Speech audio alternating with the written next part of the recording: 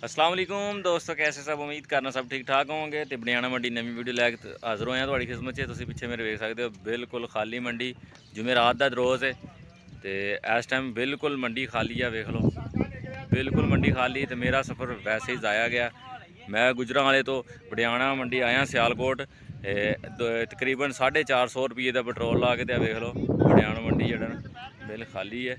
तो बिल्कुल बनियाना मंडी इस टाइम खाली। जिमें रात वाले दिन जो माल बिल्कुल नहीं होंदा। मैं तुहानूं इधर भी विखा देना, व्यू है वेख लो, साफ बिल्कुल ठीक है। तो ये दो चार है ने अपनी माल लद के वापस जा रहे हैं।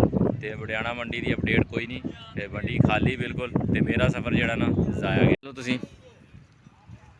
यह वेखो खाली बिल्कुल बनियाना मंडी। तो मेरी गड्डी मेरे नाल दोस्त भी आया, यह वेख लो। तो जुमेरात का साडा सफ़र जोड़ा बिल्कुल ज़ाया गया। तुसीं यह वेख सकते हो, बिल्कुल ही ज़ाया।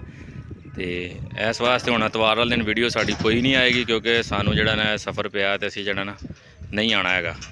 यह वेखो साडा सफ़र ज़ाया गया, रोज़े दे नाल असीं आए हाँ। तो लिहाजा जड़ा ना, अगर वीडियो अच्छी लगी चैनल में सबसक्राइब कर लो।